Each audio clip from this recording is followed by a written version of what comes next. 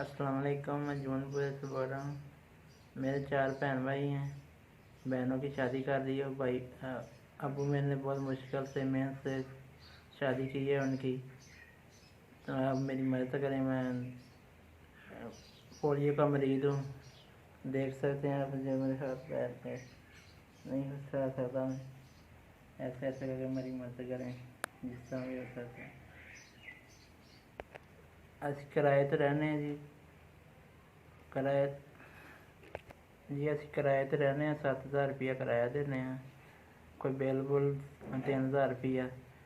10,000 बहुत मुश्किल से निकलता साढ़े को।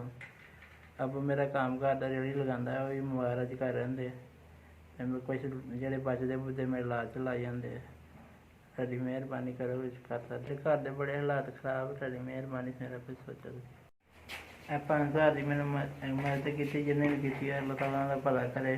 तंदुरुस्ती दे जो भी किता जिन्हें मेरी मदद की अल्लाह ताला दा भला करे। ਅਸੀਂ ਆਪਣਾ ਇਲਾਜ ਮਾਤਰ ਕਰਾ ਸਕਦੇ ਹਾਂ। ਆਪਣੇ ਘਰ ਦੇ ਹਾਲਾਤ ਵੀ ਸਿੱਧੇ ਹੋ ਸਕਦੇ ਸਾਡੇ ਜੋ ਕਰ ਸਕਦੇ ਹਾਂ ਅਸੀਂ। ਅੱਲਾਹ ਤਾਲਾ ਉਹਨਾਂ ਦੀ ਮਦਦ ਹੋਰ ਅੱਲਾਹ ਤਾਲਾ ਉਹਨਾਂ ਨੂੰ ਦੇਵੇ। ਉਹਨਾਂ ਦਾ ਮਾਂ ਪਿਓ ਜੀਵੇ। ਉਹਨਾਂ ਦਾ ਧੀ ਪੁੱਤਰ ਤੰਦਰੁਸਤੀ ਅੱਲਾਹ ਤਾਲਾ ਤੰਦਰੁਸਤੀ ਦਾ ਪਾਇਆ ਨਾ। ਐਸ ਵੀ ਵਾਲਿਆਂ ਦਾ ਬੜਾ ਸ਼ੁਕਰੀਆ ਜਿਨ੍ਹਾਂ ਮੇਰੇ ਤੱਕ ਮਦਦ